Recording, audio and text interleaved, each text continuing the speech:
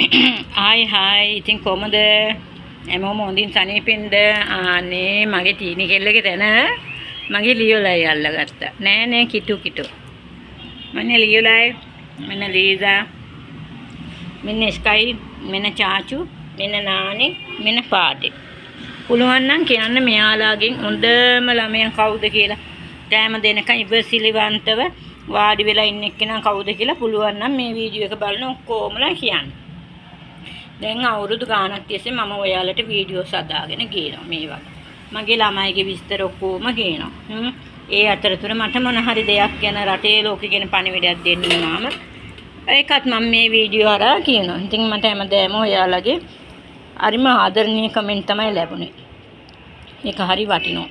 හැමෝම මේ පූසන්ට මම බලන එක සලකන එක දැක්කේ ඊටමත් අගේ කොට. එන්න චාචු පස්ස පෙන්නගෙන යන්නේ පමෙන්ද.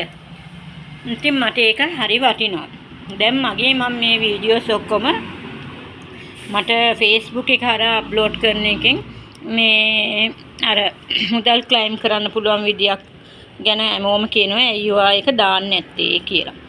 ඇත්තටම මම මේක දැම්මා නම් ඒකිනුත් තව මගේ දරුවන්ට ඒගොල්ලන්ට කන්න බොන්න දෙන දේවල් මීට වඩා තව ටිකක් හොඳට වැඩිපුර කන්න දෙන්න පුළුවන්. ඒගොල්ලන්ට ලෙඩකට දුකකට බේත් කරන්න පුළුවන්. ඒ වගේම හසරන වෙලා පාරේ ඉන්න සතෙකුටත් මට උදව් කරන්න අවස්ථාව තියෙනවා. ඉස්සරත් මම මේ වගේ සත්තුන්ව මම රීහෝම් කරා. ඉතින් මමම තමයි ගෙනියන්නේ ත්‍රිවිල් වලට වියදම් කරගෙන සමහරුන්ව ගෙවල් වලට බාර දෙන්න. ඉතින් මට පුළුවන් විදිහට මම පෝසම් ඔපරේෂන් උත් කරලා තියෙනවා. සමහර මට උදව් කරපු අවස්ථාවක් තියෙනවා. මම ඉතින් දැන් බලාපොරොත්තු වෙනවා අපිට මෙයාලා හරහා මුදලක් අපිට හම්බ කරගන්න පුළුවන් වුණා නම් ඒකිනුත් අපිට පුළුවන් මේගොල්ලන්ට වගේම තවත් අසරණ වෙලා ඉන්න සත්තුන්ට පීඩක් වෙන්න. ඉතින් මට ඔයාලා හැමෝගෙම සහයෝගය ඒ සඳහා අවශ්‍ය කරනවා. මට ඔයාලගේ ලයික් එකක්, ඔයගොල්ලන්ගේ කමෙන්ට් එකක්, ඔයගොල්ලන්ගේ ෂෙයාරින් එකක් ඒක හරි වටිනවා.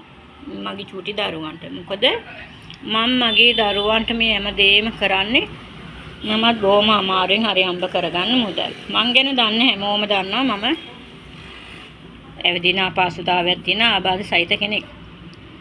මම පොඩි ව්‍යාපාරයක් කරනවා. මගේම කියලා කාඩ්ස් ටිකක් එහෙම අදලා ස්ටෝල් වලට දාන පවුගි ටිකේ නම් ඉතින් ඒවත් ඔක්කොම ගම් වතුරට හවු වුණා. ඒ නිසා මේ දවස්වල තාම වැඩ පටන් ගත්තේ නැහැ. ඉතින් මගේ වීඩියෝ ලයික් කරලා කමෙන්ට් කරලා මට සහයෝගය දෙන්න කියලා මම හැමෝගෙම ඉල්ලා සිටිනවා.